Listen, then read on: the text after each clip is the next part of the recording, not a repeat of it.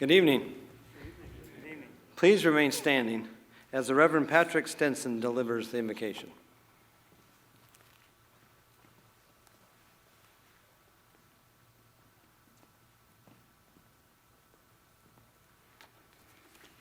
In the name of the Father, and of the Son, and of the Holy Spirit. Amen. Let us pray. Heavenly Father, look kindly on us this evening as we gather to celebrate Founders Day here at Coastal Carolina University. We ask your blessing on this wonderful institution, on the president, faculty, staff, professors, and students. And also, Lord, bless those who have served in the past. In a special way, we thank you for the many blessings which you have bestowed on this institution. And today, in a special way, we ask you to bless President Emeritus Dr. David DeCenzo, who has led this university to new heights, academically, athletically, numerically, socially, and spiritually. Lord, today we thank you for all the good he has done. We thank you for all the wonderful people who have served in the past and those who serve today. Also, Lord, we ask you to bless all who study here, all those who have graduated and made a difference in our country and our world. Lord, today we give you thanks for all the great things you have done in the past. We ask you to bless this wonderful place, the President, Dr. Michael Benson, the faculty and staff, and all in positions of responsibility in this place. Continue to bless the student body and keep them safe. We ask all this through Jesus Christ, your Son, who is Lord and Savior forever and ever. Amen. Amen. Thank you very much, Father Stenson. Please be seated.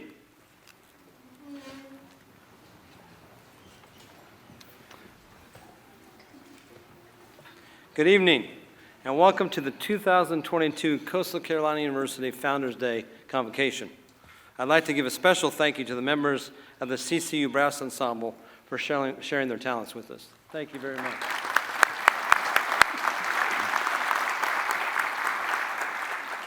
Tonight is about celebrating our founding and thanking the many individuals who helped shape this university. To begin, I ask those who are seated on stage to stand as you are introduced and remain standing. Please kindly hold your applause until all are presented. First, our 2022 Founders Medallion honoree, President Emeritus David A. DeCenzo. Also, Wyatt Henderson, former Chair, CCU Board of Trustees. Gene Spivey, CCU Board of Trustee member. Daniel Ennis, Provost and Vice President for Academic Affairs. Matt Hogue, Vice President of Intercollegiate Athletics and University Recreation. Diane Sanders, Vice President for Advancement and Alumni Engagement. Austin Nichols, former President of the Student Government Association. The Reverend Patrick Stenson, and William Hills, Carrier of the University Mace. Thank you all for being here tonight.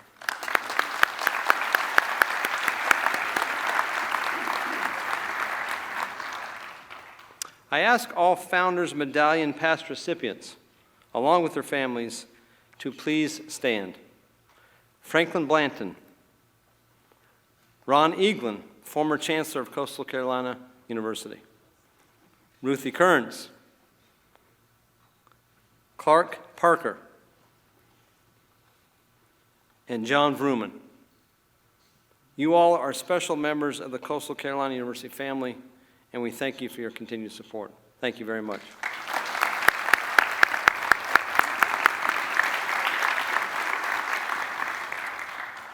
Current members of the CCU Board of Trustees are also in attendance, and they include Lee Belcher, Dr. Joe Jarrett, Jason Repack, Patrick Sparks, and Gene Spivey. The Coastal Educational Foundation, which founded Coastal Carolina Junior College in 1954, along with the generous support of the Horry County Higher Education Commission, have both been integral to our success.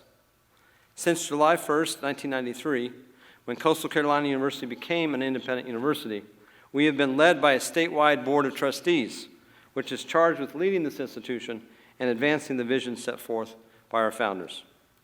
Several of our former trustees, current and past members of the foundation, the commission, and our many other boards and support groups are with us tonight. I would ask them to please stand so we may show our appreciation to these leaders.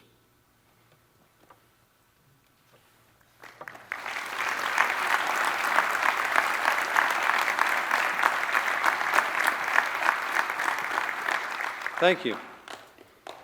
And right here on the front row, I offer a very special welcome to Dr. DeCenzo's family and friends.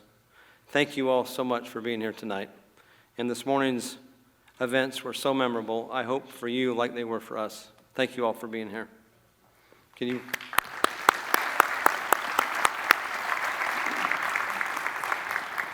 Students are the focal point of all that we do at CCU. Our students are actively engaged in the life of their university, serving as mentors, tutors, interns, volunteers, and leaders. In recognition of our diverse and talented students, delegates representing the academic colleges of the university and many of the 180-plus student organizations are participating in tonight's convocation.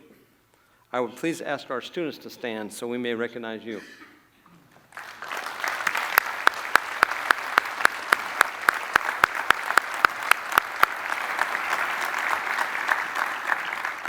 Students, we thank you for your leadership and your commitment to your university.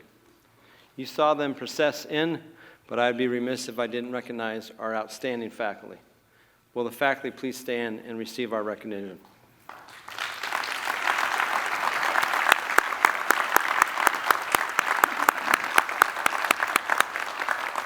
Thank you very much. As we celebrate the university's past, I believe it's important to look back as we work in the present and plan for the future. As such, I'd like to provide some historical context about our home, South Carolina, and the remarkable development of higher education here in the Palmetto State.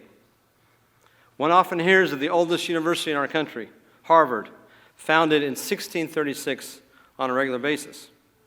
Likewise, just to the north of us, where our athletic director, Matt Hogue's daughter, attends college, is William & Mary, founded in 1693.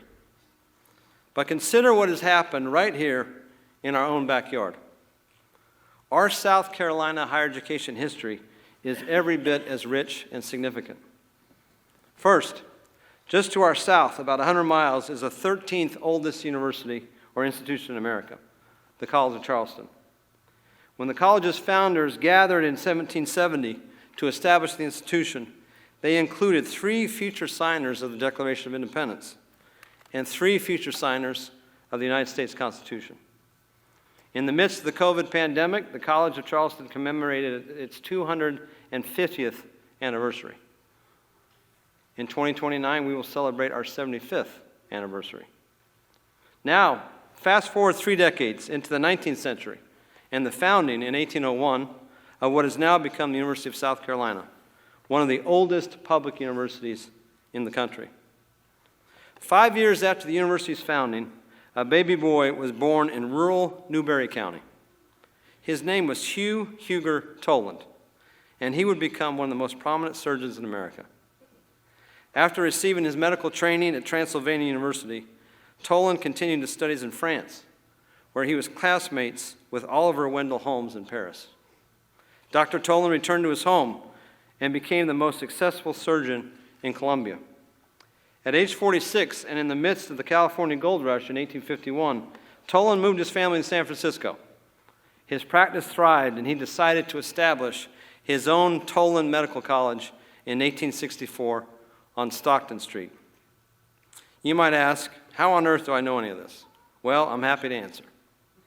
The gentleman about whom I recently wrote a biography, Daniel Coy Gilman, served as the 3rd president of the University of California. At the outset of his tenure in 1872, Gilman stated his desire to provide professional schools to train doctors, dentists, nurses, pharmacists in the Bay Area. Gilman successfully convinced Dr. Toland to gift his medical college unconditionally to the university. He did so in 1873. Toland's medical college later became the University of California, San Francisco, the only all-graduate institution within the UC system dedicated entirely to the health sciences. To give you an idea of the enormous impact of UCSF that it has on medical advancements and discovery in the present day, in fiscal year 2020, the university recorded $1.6 billion in sponsored research, third highest of any institution in America, behind only Johns Hopkins and the University of Michigan. And to think all of this was started by a surgeon from rural Newberry County. 4 years before the events around the Tulane Medical College, the state's oldest HBCU, Claflin University, was founded in 1869. An act by the South Carolina General Assembly designated the South Carolina State Agricultural and Mechanical Institution as part of Claflin. This entity would later break away. Does that sound familiar? And become South Carolina State University, the only public, historically black land-grant institution in South Carolina. Remaining in the 19th century for one more historical data point. In 1889, federal funds from the Morrill Act and the Hatch Act were transferred to the newly created Clemson Agricultural College of South Carolina. Today, that entity is known as Clemson University. We now enter the 20th century and focus on the intrepid group of Horry County citizens, our founders, who wanted to have a higher education presence right here in the state's largest county. We have a lot of strong-willed individuals, recounted Jimmy Johnson when speaking of those who came together in 1954. Don't tell us we can't do something, because we will. Indeed, they did. And here we sit this evening, the collective beneficiaries of their tenacity, temerity, vision, and commitment. Finally, 2 years after the dawn of the 21st century, Team DeCenzo, David and Terry and the 4 children, arrived at Coastal Carolina University from Maryland. You will hear much tonight about my friend and predecessor, Dr. D. But I would contend that David has had as profound an impact and effect on our campus as anyone or anything. Our state has its own significant higher education history. Let us always remember that. And in the midst of that history, the David DeCenzo marker has been placed, and his tenure is being recognized for its collateral impact on so many people for good. Thank you, President DeCenzo. To help celebrate David's transformational legacy and the impact he's had on this university, I present Provost Dan Ennis to present a special reading. Dan.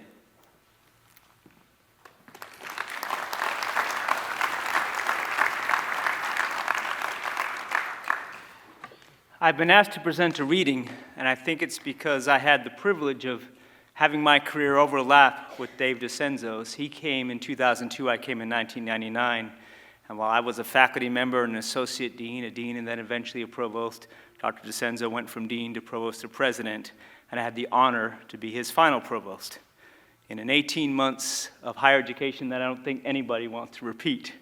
But his steady leadership at a time of crisis helped this institution through its darkest hour. But when I was dean was the first time I actually seriously engaged the leadership of Dave DeCenzo and got to know his amazing wife, Terry, because Terry became an informal advisor to me as I tried to figure out my new role. And then my contact with Dr. DeCenzo was priceless in that I got to see how someone manages a complicated and passionate group of people, our faculty. So normally when one does a reading, one reads a poem, and I sort of sorted around. I am an English professor, so there were many poems I could have chosen, but I drug up a memory of something I read myself 30 years ago in some class that I've half forgotten. And it's not a poem, it's a speech. Theodore Roosevelt, in 1910, was invited to address the Sorbonne, the University of Paris, if you will. And I thought how wonderful. I found a speech by a leader in an academic setting addressing an academic audience. And I pulled up the speech and I found it, and it's long, so forgive me, I've edited it for this occasion, but I've given you the heart of it. And in this speech, Roosevelt talks to these great French academics at this ancient university about what America was trying to do. And the first part of the speech he talks about how America needed more universities to become a great republic like France. And I thought that certainly seems to speak to coastal origin, as the people of Ori needed a university to become a great people and to advance their own lives in this community. But the speech is interesting because it wanders from 3 topics, and I will touch on them briefly. 1 is citizenship. 2 is higher education and how that is a key connector to citizenship. And 3, leadership. And I imagine that all of us today perhaps have higher education on our minds. You wouldn't be in this room if not for that. And perhaps some of us have on our minds, what is citizenship in 2022? And of course, we're here to celebrate leadership. So I dedicate the words of Theodore Roosevelt to one of my leaders and mentors, Dave DeCenzo. As the country grows, its people, who have won success in so many lines, turn back to try to recover the possessions of the mind and the spirit. The leaders of thought and action grope their way forward to a new life, realizing, sometimes dimly, sometimes clear-sightedly, that the life of material gain, whether for a nation or an individual, is of value only as a foundation, only as there is added to it the uplift that comes from devotion to loftier ideals. In the long run, the success or failure of the Republic will be conditioned upon the way in which the average man, the average woman, does his or her duty, first, in the ordinary, everyday affairs of life, and next, in those great occasional cries which call for heroic virtue. The average citizen must be a good citizen if our Republic is to succeed. I believe in giving to all the citizens a good education, but the education must contain much beside book learning.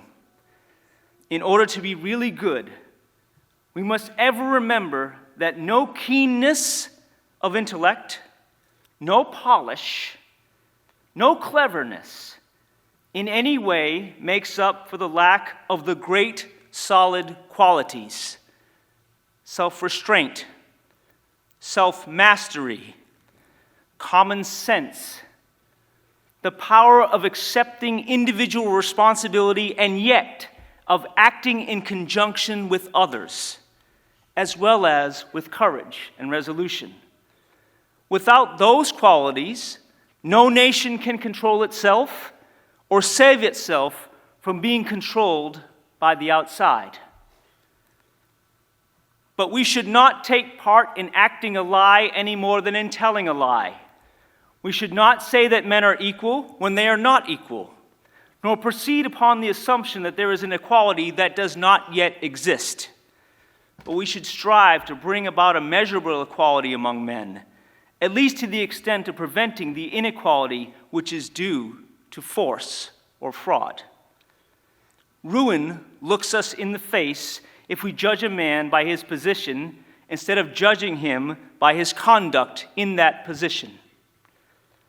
Therefore, it behooves us to do our best to see that the standard of the average citizen is kept high, and that the average cannot be kept high unless the standards of the leaders are very much higher. You, and those like you, have received special advantages. You have, all of you, had the opportunity for mental training. Most of you have had the chance for enjoyment of life far greater than comes to the majority of your fellow citizens. To you and to your kind, much has been given, and from you much should be expected. Yet there are certain failings against which it is especially incumbent that those of trained and cultivated intellect should especially guard themselves, because these failings, if yielded to, put your chances of useful service at an end. Let those of learning beware of that cheap temptation to pose as a cynic, as one who has outgrown the emotions and beliefs, as one to whom good and evil are one. The poorest way to face life is to face it with a sneer. There are many who feel a kind of twisted pride in cynicism. There are many who confine themselves to criticism of the way others do what they themselves dare not even attempt. There is no more unhealthy being, no one less worthy of respect than he who either holds or feigns to hold an attitude of sneering disbelief toward all that is great and lofty, whether in achievement or in that noble effort, even if it fails, that comes second to achievement. It is not the critic who counts, nor the one who points out how the strong man stumbles or the doer of deeds could not have done them better. The credit belongs to the man who is actually in the arena, the man whose face is marred by dust and sweat and blood, the man who strives valiantly, who errs, who comes short again and again, because there is no effort without error and shortcoming, who strives to actually do the deeds, who knows the great enthusiasms, the great devotions, who spends himself in the worthy cause, who at the best knows in the end the triumph of high achievement, and who at the worst, if he fails, at least fails while daring greatly, so that his place shall never be with those cold and timid souls who never know either victory or defeat. No permanent good comes from aspirations so lofty that they have grown fantastic and have become impossible and undesirable to realize. The impractical visionary is far less often the guide than he is the embittered foe of the man who, despite stumblings and shortcomings, yet does in some shape, in practical fashion, give effect to the hopes and desires of those who strive for better things. Dr. DeCenzo, you were our man in the arena. As a citizen, as a father, and as a husband, as an academic, you did, in Roosevelt words, your duty, first in the ordinary everyday affairs of life, and next on those great occasions. As our leader, you gave form and hope. You gave form to the hopes and desires of those of us at Coastal Carolina University who strive for better things. Thank you.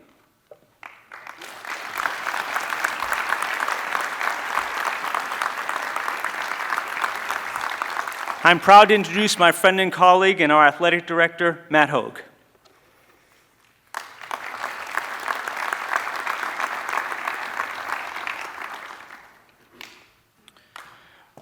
I'm always a little intimidated to follow the tremendous oratory of Provost Ennis, so I will try my best.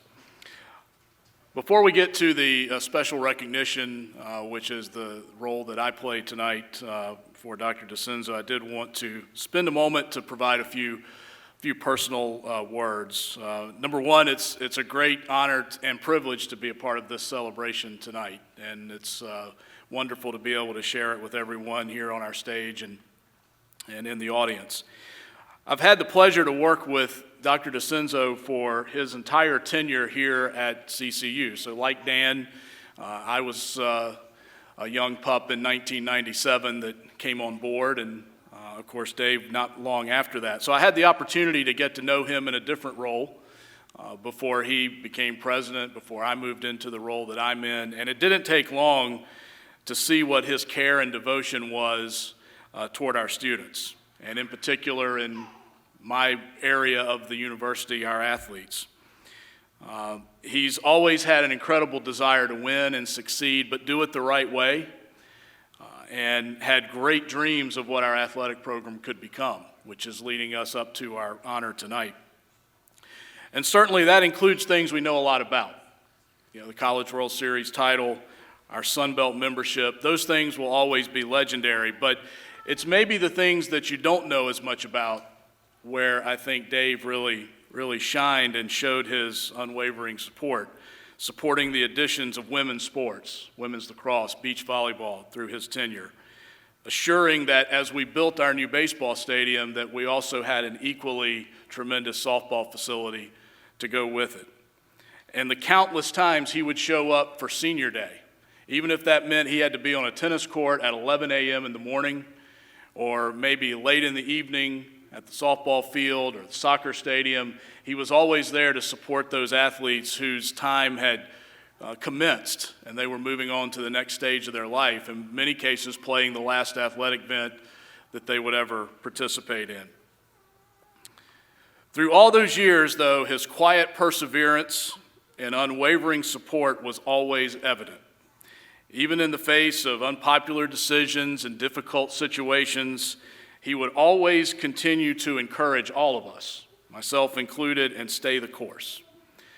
Throughout this entire day, and we had an incredible ceremony this morning recognizing the new residence hall that bears Dave and Terry's name. We've heard much about his presidential creed when he was inaugurated that modeled tradition, integrity, and excellence. But I want to spend a moment on the I in the middle. Dave's integrity is unquestioned. That's hard to find in today's society. Hard decisions, easy decisions, 1 a.m. crazy emails, and I'm sure he's had a lot of them through the years. We get them. It didn't matter. His integrity would always shine through, and he would show us the right direction and the right decision in those situations. But most importantly, when those challenges would wear us down, or we would encounter choppy waters, he would always inspire us by what I always will remember as his trademark phrase, keep smiling. I've heard that a million times, and it's been incredibly inspirational to get through those tough situations. So I wish him, Terry, their family, 6 grandchildren now, an infinite lifetime of smiles. I'll always remember those important words. But I do want to offer one word of caution before we present him with our honor tonight. Do not fly with Dr. DeCenzo. He leads the world in canceled flights, lost luggage, extra nights in hotels. So just a word to the wise if he wants to take you on a trip somewhere. Now, to the honor at hand, as I come tonight representing our George F. Sasser Hall of Fame committee, our secretary, Jess Stanley, who is in the crowd with us here tonight, in what I believe is probably a first for Founders Day, where we are also lucky enough to induct someone into our Athletic Hall of Fame. So I'll ask our Board of Trustees Athletic Chair, Trustee Spivey, to join me. And it's my personal pleasure tonight to induct David A. DeCenzo into the George F. Sasser Athletic Hall of Fame.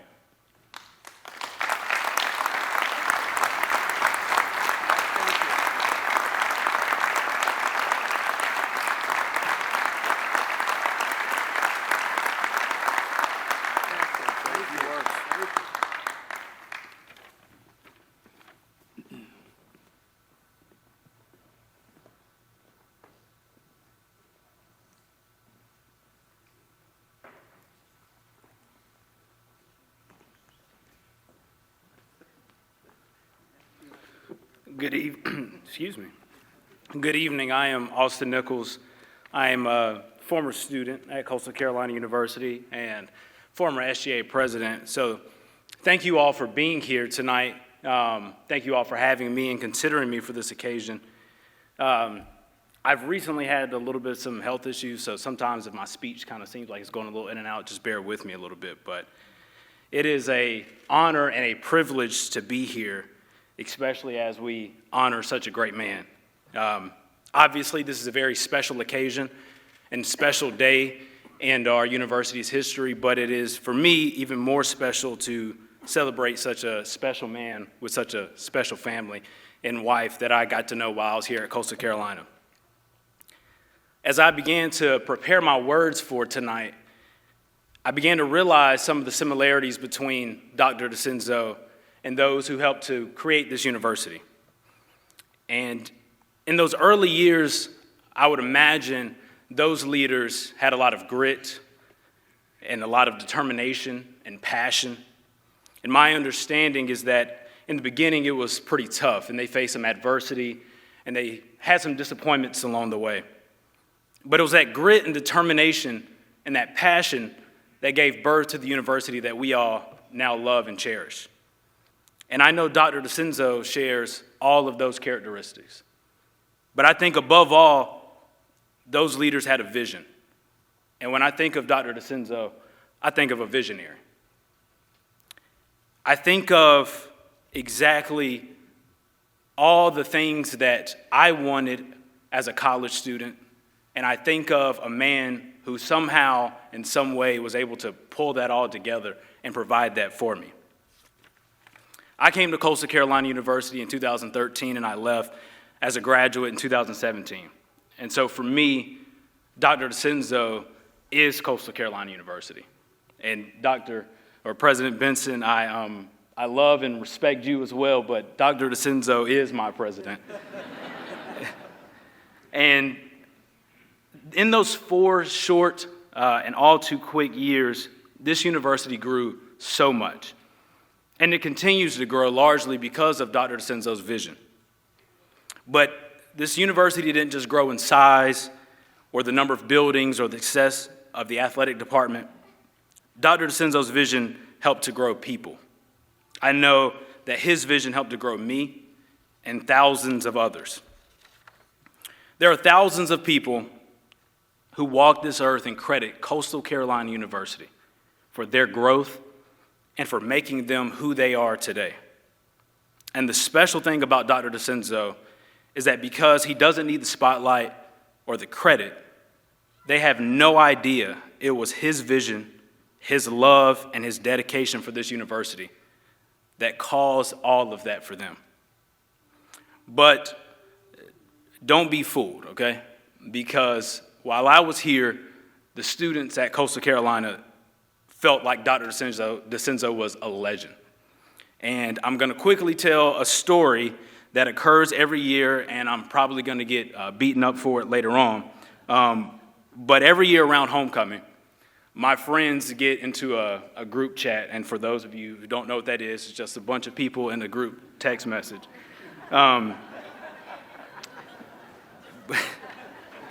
But they begin to talk about how they want to come to homecoming and have a good time. And they make fun of me every year with the very same old, tired joke. And they say, Austin, don't invite Dr. DeCenzo to our tailgate because I don't plan on being on my best behavior. And to me, what that really goes to show is, while in their own special way, how much they respect and admire Dr. DeCenzo. They admire his vision to build a place that produces scholars, develops leaders, and helps mold some of the best people. Dr. DeCenzo had the vision not just to lead an institution, but to create an environment that is so special to many. To create a culture of thousands of people whose favorite color is teal. Dr. DeCenzo also had the vision to place some of the best people around him. And for me, those people played a very special and instrumental role in my life, and many of them are in this room today. Dr. DeCenzo had the vision to create a place where students could feel at home. In my time as SGA president in a very limited capacity, I had the opportunity to watch him and to watch him lead this university. And just by watching, I was able to learn so much. There was a time as I was heading into my senior year where there were some things that were going on surrounding campus, not on campus, but off campus.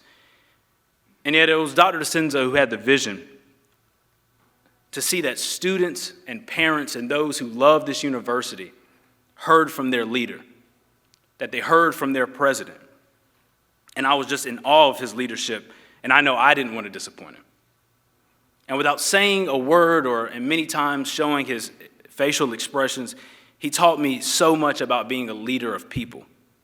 And at times I just felt so comfortable because I knew as a student I had a voice and a platform to speak, and I knew that this man cared about us as people. Another individual who is beloved by students had a few remarks for Dr. DeCenzo, and that's the great Miss Pat Singleton Young.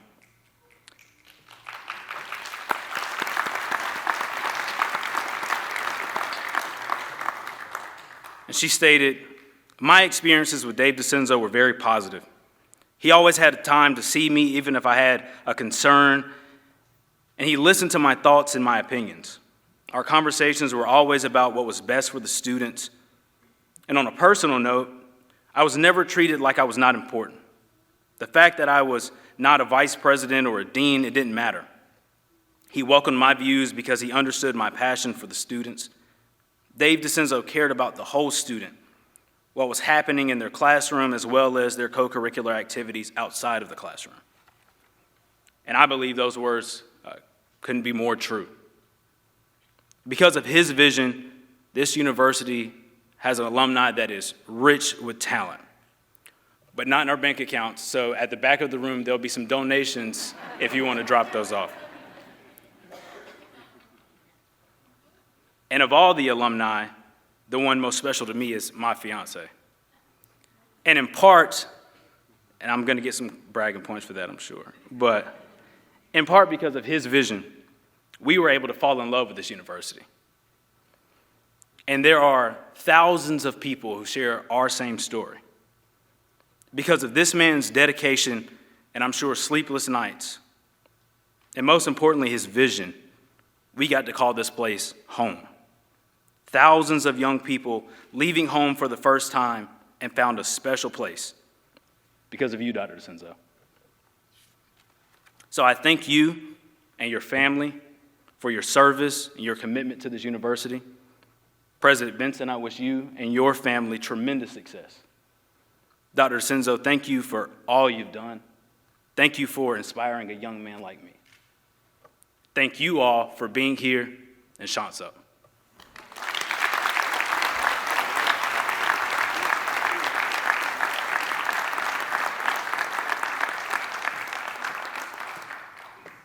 Thank you for that, Austin. Good evening. It's so wonderful to see all of you tonight as we recognize those who have been instrumental in making Coastal Carolina University what it is today. My name's Diane Sanders, and I'm a proud 2005 graduate of Coastal. And I feel like I spent most of my life on this stage as a musical theater major. So now, each day, I have the pleasure to serve my alma mater as the Vice President for Advancement and Alumni Engagement. It's an absolute honor to share in this special night of recognition for our President Emeritus, Dr. David A. DeCenzo. So I was beginning my career here at Coastal back in 2007, which is the same year that Dr. DeCenzo became our second president. And as I built my career here, over the last 16 years, I've been in admissions, alumni engagement, and advancement. And during that time, I was fortunate enough to literally have a front row seat of watching this university grow and thrive under Dr. DeCenzo's leadership. During that time, I watched him thoughtfully consider the needs of our faculty and staff. I watched him take time to speak with prospective students and families visiting campus. I watched him connect with our alumni, celebrating their successes and listening to their opinions and feedback. I watched him build our relationships with our donors who were financially investing in our students. I watched him create exciting new changes here and make difficult decisions. And through it all, I watched him do what he thought was best, and it always included putting this university and our students first. Under the leadership of Dr. DeCenzo, the I'm In endowment campaign exceeded its goal of $20 million well ahead of schedule. He was instrumental in securing several transformational gifts, including two that resulted in the naming of the HTC Honors College and the Gupta College of Science that we know and love today. He understood how important philanthropy was to the future of CCU. Not only did Dr. DeCenzo raise money on behalf of the university, but he and Terry also generously gave back in various ways, from establishing the DeCenzo family's second President's Endowed Scholarship to launching Women in Philanthropy and Leadership. If you know them, you're fully aware that they both truly give from the heart. Finding ways to have a lasting impact on our students and the community through their vision, their leadership, and their kindness. Dr. D and Terry, on a personal note, I will always be grateful for your encouragement and support through the years, for believing in my growth here, and for always cheering me on. You're a huge part of my success and where I am today. And I've always cherished our special relationship and just the strong bond I have with you and your family. So, Dr. DeCenzo, we deeply appreciate your years of dedicated service, admire your remarkable accomplishments, and celebrate you on tonight's well-deserved honors from Coastal Carolina University. On behalf of my fellow alumni, thank you. Thank you for making history at our alma mater, and know that your legacy will continue in the lives and hearts of Chanticleers all over the world. Thank you.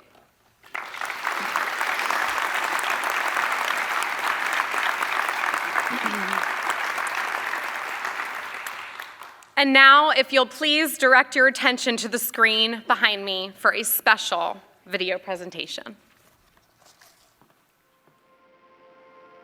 Getting to know Dave personally, as great of a president as he was, he's a much better person. I always said that if Dave DeCenzo had not gone into academia, he would have been a wonderful priest. The guy has a heart as big as all outdoors. Dr. DeCenzo's legacy extends well beyond the institution, but to its people. And I can say that from experience because he's completely changed who I am today.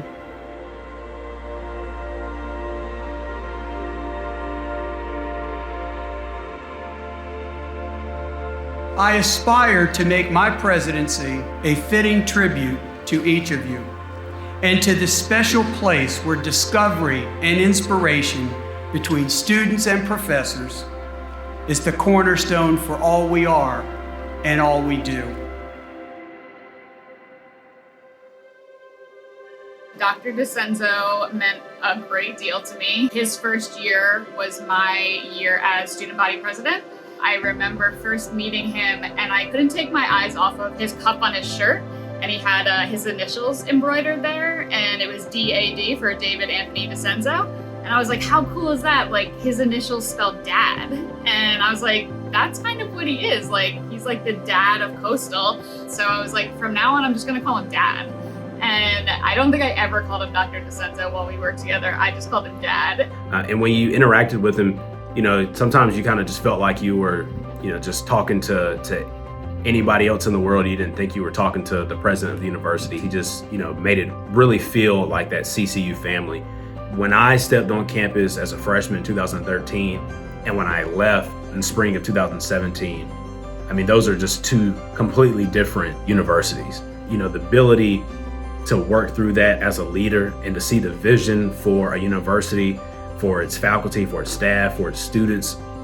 I mean, he just grew the university in a way that I don't think anybody else could have.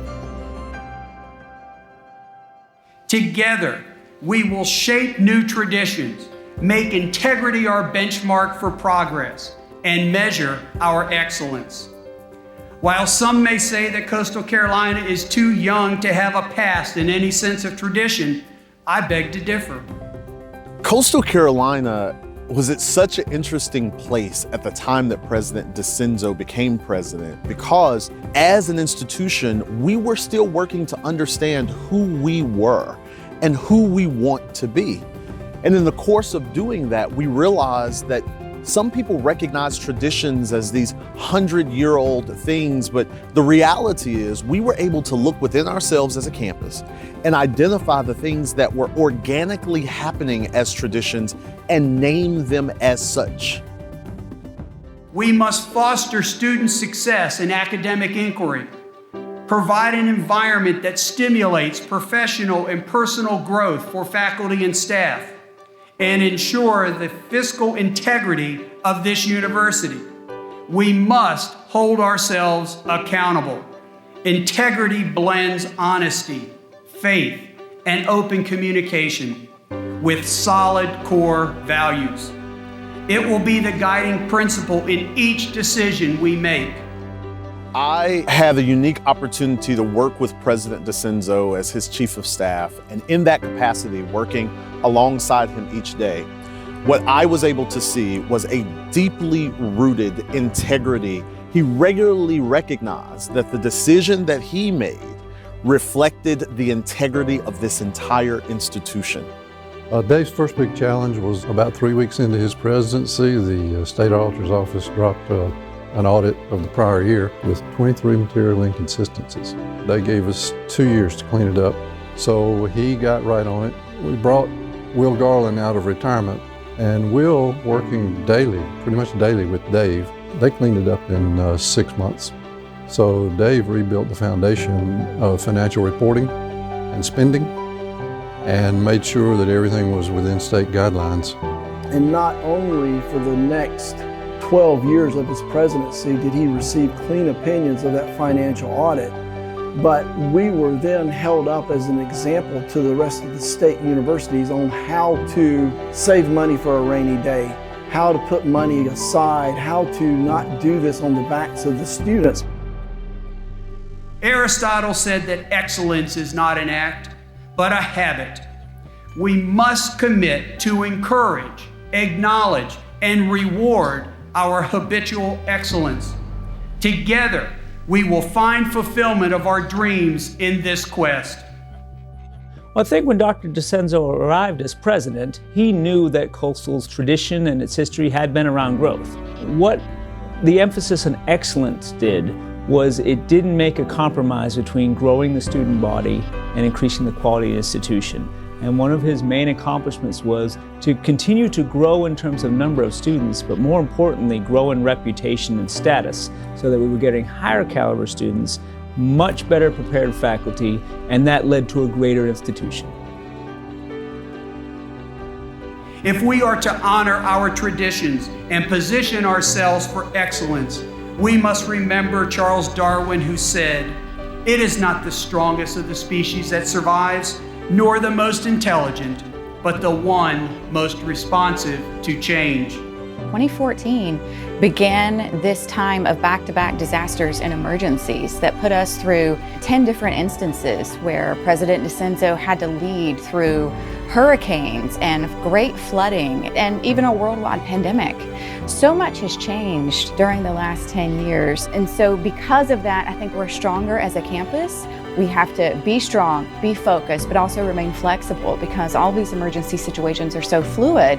That's what it takes to be successful.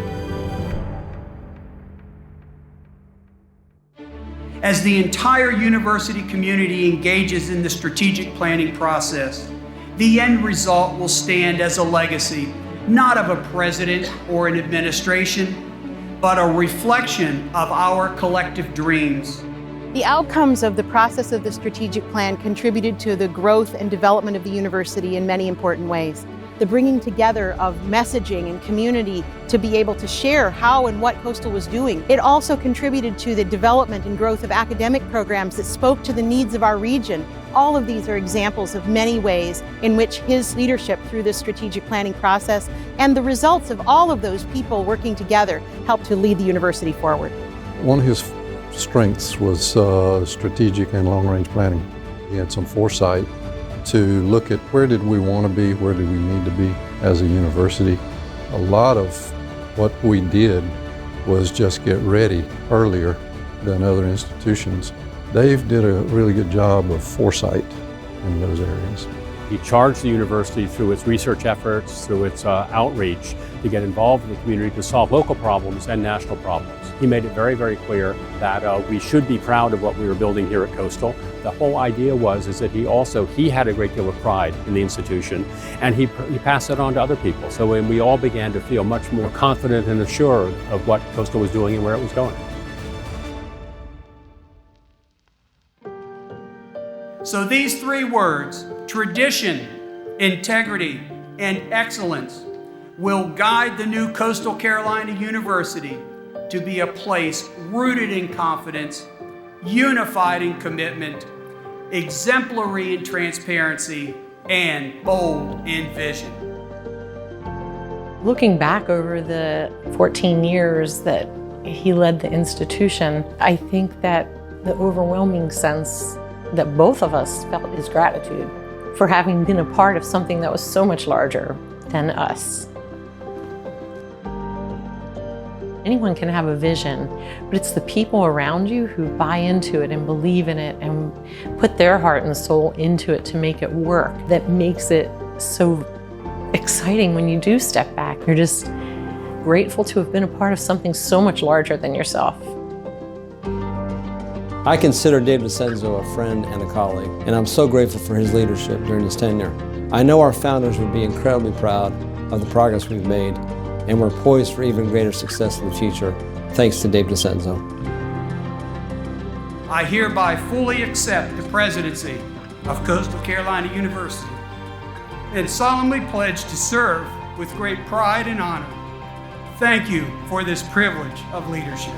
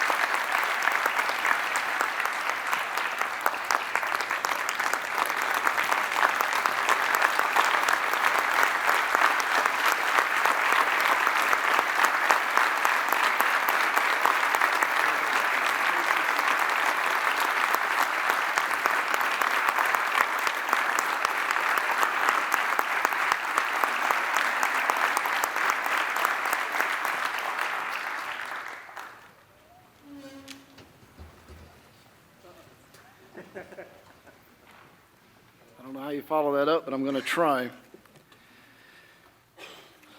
Good evening. My name is Wyatt Henderson, and I have the best title in the world, and that's former chair of the Board of Trustees here at Coastal Carolina University.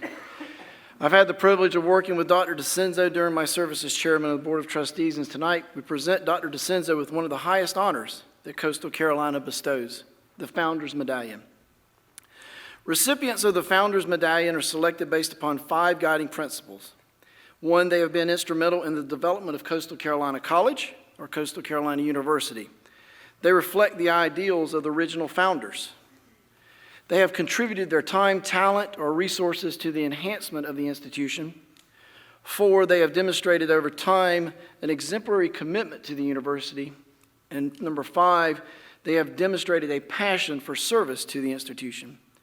Dr. DeCenzo certainly exemplifies all 5 of these principles. And it says right here, this is where Wyatt Henderson goes off script. But it is indeed an honor to be here tonight. Stacy and I would not have missed this for the world, and I just want to take just a couple of minutes. And I want to tell you about David DeCenzo, the leader executive, the decision maker, the person that we all know. But I also want to tell you about Dave, the person, and my friend. The first time I met Dave was in 2002. I walked into the dean's office of the Wall School. I walked into his office, and it was wall to wall with Dell computers stacked as high as you could see. From one end to the other, I made my way back to his desk, and I said, "Hello, my name is Wyatt Henderson." He introduced himself, and I said, "I got to ask, what's all the boxes of Dell computers doing in here?" And he says, "Well, just got the job, walked in, found out we were woefully behind in technology, and I called Michael Dell." And I said, "Oh my God, you called Michael Dell?" He said, "Well, I talked to his assistant. And the next thing we knew, we had free computers delivered, but we had nowhere to store them, so they're storing them in my office." That's a true story. You remember that, Dave?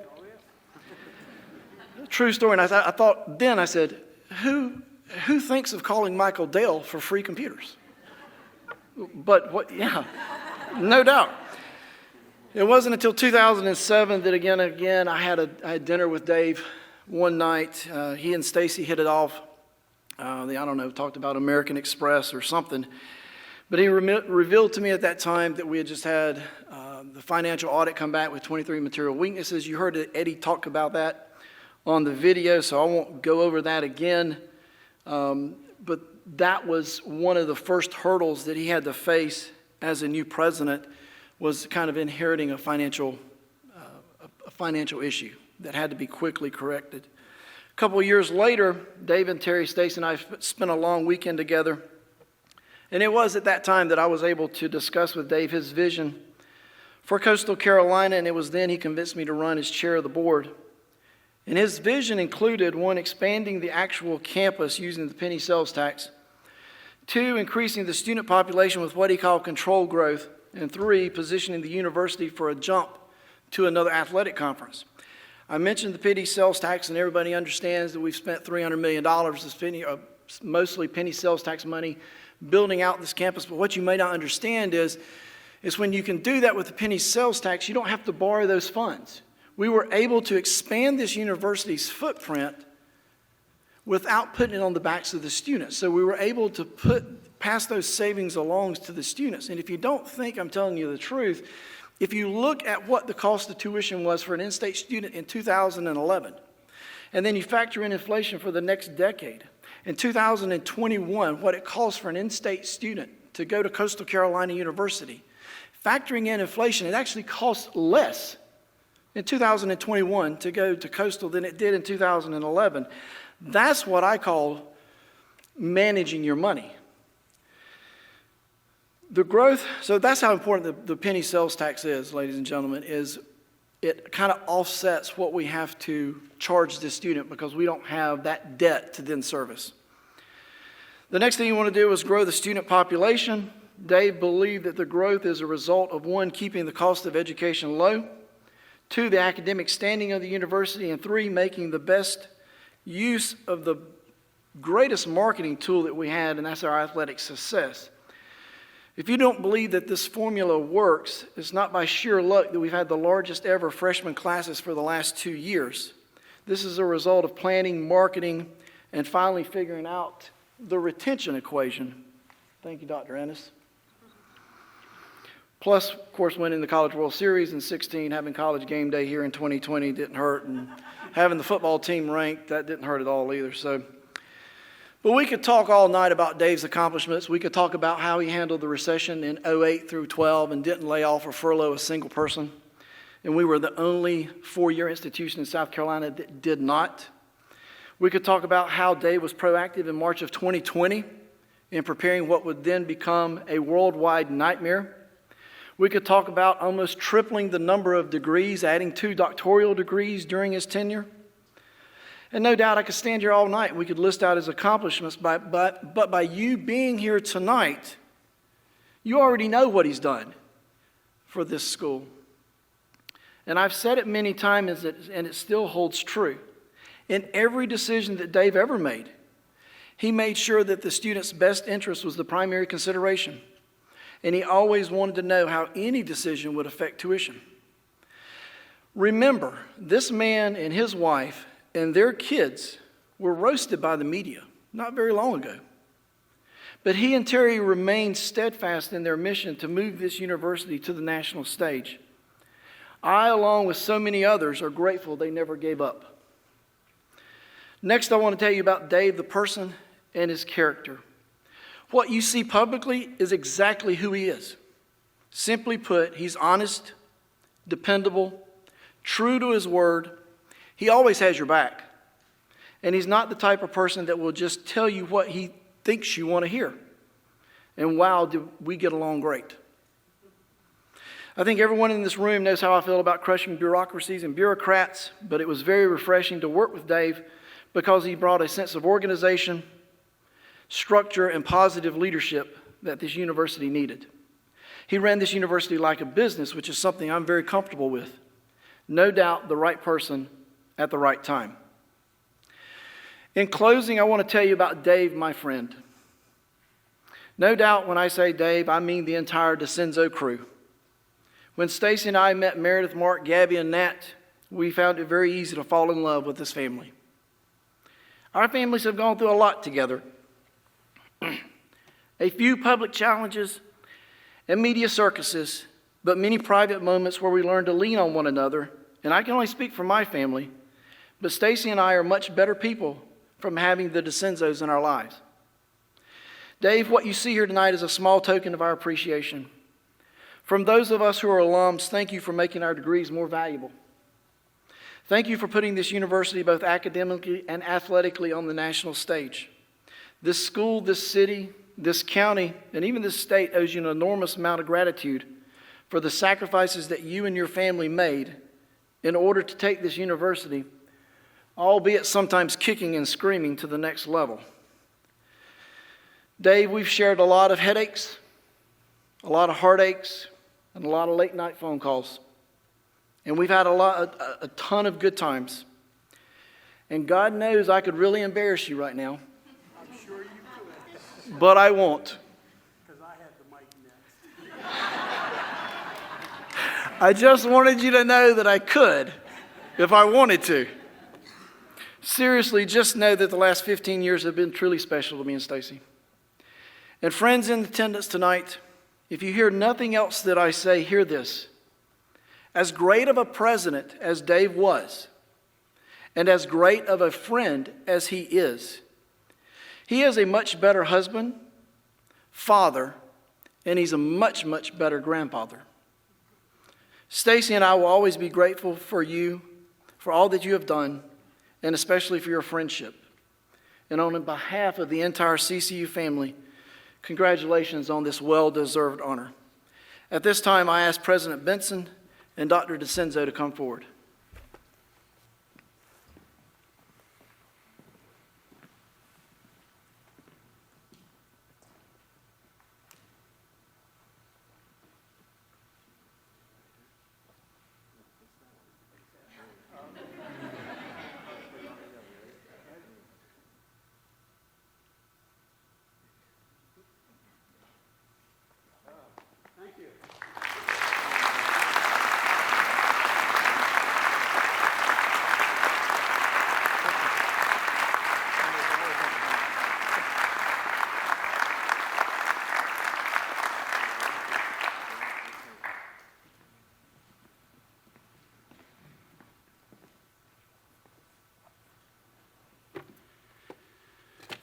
Okay, let's see. Residence Hall dedication, check. 5-star Convocation reception, check. Induction into Sasser Hall of Fame, check. A university founder, check. You know, it's true. Good things do come to those who wait. Thank all of you for what you said up here. I just can't tell you how much I appreciate it and how meaningful your words are. Earlier this morning, my friend Mike Clayton made a comment, and I think it's so appropriate. He said, "Isn't it nice to hear these kinds of things while you're still on this side of the earth?" Usually people wait until you're dead and gone, but it is good. And the other part of me is, why stand up here and talk a lot? Why not say thank you and just be on? But today I'm not going to do that. But let me begin by saying thank you. Dr. Benson, your remarks are greatly appreciated. I couldn't be prouder than to see you flourish as the third president of CCU. The board made the right decision in hiring you, and Coastal will be a much better place because of it. Wyatt Henderson, my chairman for 6 of my 13-plus years. Words cannot adequately express what you mean to me. So much accomplished under your leadership when you were board chair. And you know what? We did have a lot of fun, even though sometimes it didn't feel like it. Thank you for your unwavering support through the years, but most importantly, thank you and Stacy for the friendship with Terry and me. I am grateful and will always cherish that friendship. To Matt Hogue, thank you and the Sasser Hall of Fame Selection Committee. Athletics was always important to me for what I knew it could mean for this university. Having my name placed amongst our outstanding student athletes and coaches is very humbling. And congratulations to the other 2002 inductees. Dr. Benson, I'm also grateful to you and the Founder Selection Committee for this recognition. I can't begin to tell you how honored I am to be named a founder of Coastal Carolina University. While I only had the good fortune to meet one of the original 10 founders, Mr. J.K. East, I always recognized my responsibility to carry on their charge. What they did decades ago was unprecedented in higher education, and I often have said I wonder what they would say today if they saw what their CCU had become. Through the decades, this university has risen in so many ways, and as I see it, we are only at the beginning of the greatness that this university will achieve. And when I look at the names of all the founders who have been honored over the years, to have my name mentioned in the same vein as theirs is truly something I will cherish. During my inaugural speech in 2007, as we watched a good portion of it, and I wonder where that guy was 15 years ago and 50 pounds ago, but I mentioned that Terry and I were celebrating our 25th anniversary the following week. So let me update that. Thanks. Next week, we're celebrating 40.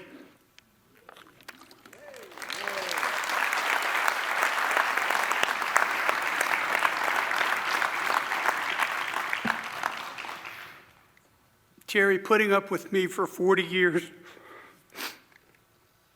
All I can say is you're a saint. In many respects, it should be you standing here. What she did as the First Lady of CCU was simply amazing. Her dedication to the university, the community, and especially our students was remarkable, while all the time lovingly managing our family. There is no doubt in my mind that my presidency was enriched as she stood by my side. Terry, thank you. To my children and grandchildren who are here tonight, thank you for celebrating with me. And Mason, I know that tonight might not be as exciting as being on game day or beating Brigham Young, but hey, you finally got to see me in my robe. Now, as a show of hands, how many new faculty are here with us tonight? New faculty this year. Wow, outstanding. Let me offer my welcome and say you made a wonderful decision to be part of this special university. With your help and dedication, CCU will continue to flourish.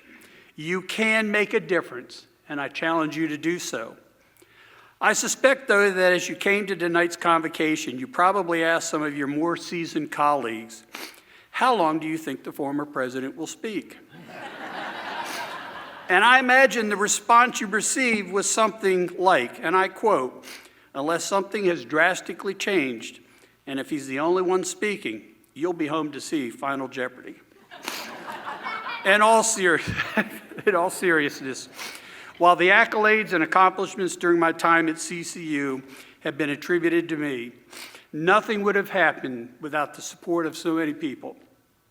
Thank you to the Board of Trustees, especially my three board chairs, Billy Alford, Wyatt Henderson, and Bill Biggs, for giving me the opportunity to lead this institution for nearly 14 years. To Drs. Singleton, Hicks, Eaglin, and Engel, for laying a foundation upon which a future could be built. To my executive staff, especially Eddie Dyer, for their support and encouragement and for always having my back. To our faculty and staff who work diligently day in and day out to fulfill our strategic plan. To Mark Kelly, who always had the magical pixie dust to make things happen in Columbia, even when they appeared doomed. To our community who believed in what we were doing and provided us with the penny sales tax. To our donors who supported us with their time and treasure. And to our students and their families who gave us the energy to continue to improve. On behalf of all of them, I am honored to accept this award. And I think this will be the last time I have to cry on stage, but thank all of you for sharing this evening with me.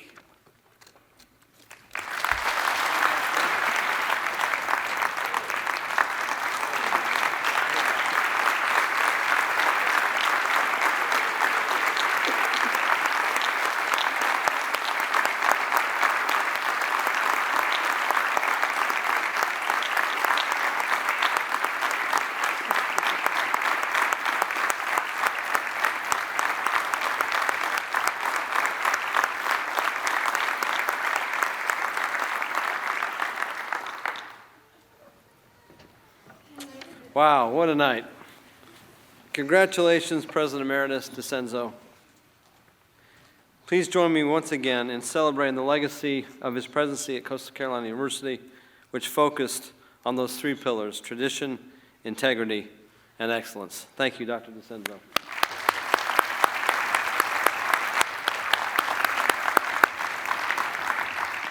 To you students, there's a phrase that goes, life is about moments. And I'm so pleased, we're so pleased you joined us. And I hope you all will take kind of a mental snapshot of tonight, because this was a moment that focused on, yes, the vision of one man and his unbelievably accomplished wife and his family. But it's an example of what a vision can do and what it can mean. And you notice Dr. DeCenzo gave a lot of praise and thanks and recognition to a lot of different people, because this does not happen in a vacuum. It's a team effort. That's one thing I've always admired about Dave, is the old Harry Truman saying, it's amazing when you can get done when you don't care who gets the credit. And Dave, I thank you for that, because I stand here today as the third president on a foundation put in place by a lot of people.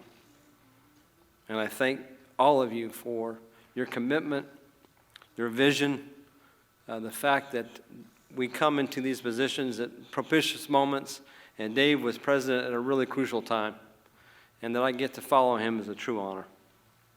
So thank you, Dave. Tonight would not be complete without acknowledging the former First Lady, Terry DeCenzo, who impacted our students at the university in so many meaningful ways. Terry, it's true you have a residence hall with your name on it now, but please accept these roses as a small token of our appreciation. Thank you for all you continue to do.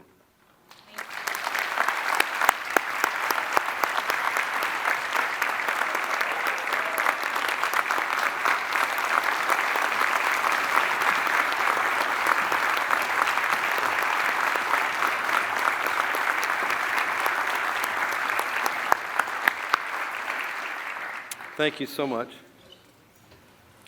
On Tuesday, we will commemorate our 68th anniversary. Thanks to the vision, dedication, and persistence of the institution's founders, Coastal Carolina Junior College held its first classes on September 20th, 1954, at the old Conway High School. Enrollment was 53 students. Travis, I'm going to go off script here for 1 second, but we have in the audience tonight one of the first graduates, one of the first members of that class of 1954. Ma'am, will you please stand up?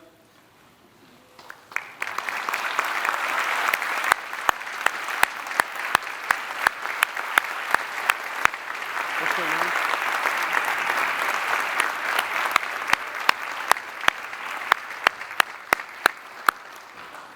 Think of the students that voted with their feet, that maybe they read a flyer somewhere or heard that this new junior college was holding classes.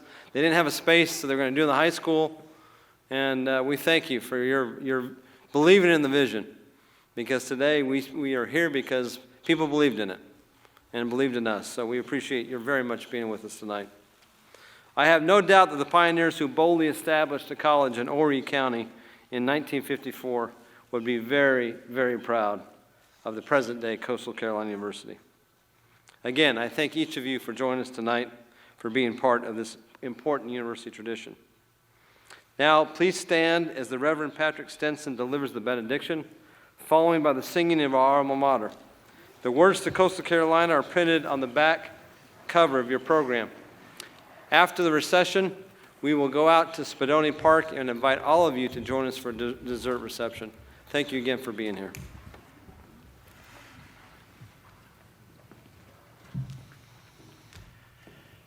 May the Lord bless and keep you, amen. May the Lord be gracious to you and look upon you, amen. May the Lord give you his peace and his blessing. May there always be work for your hands to do. May your purse always hold a coin or two. May the rain always fall on your window pane. May the rainbow follow each train. May the hand of a friend always be near you. May the good Lord be with you to guide you and cheer you. May the road rise up to meet you. May the wind be always at your back. May the sun shine gently on your face, and the rain fall soft on your fields. And until we meet again, may God hold you in the palm of his hand. And may each of you find your pot of gold at the end of the rainbow. Congratulations. Amen. Thank you, sir.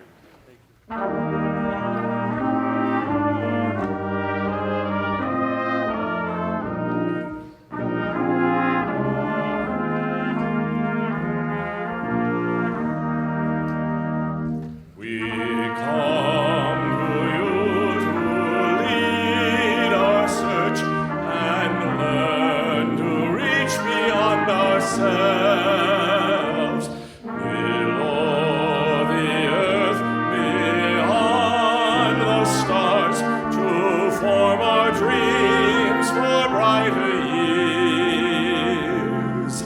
Here, green and bronze in nature, light, sweet, pure forests that surround us, ocean waters that sustain us, reflect your standard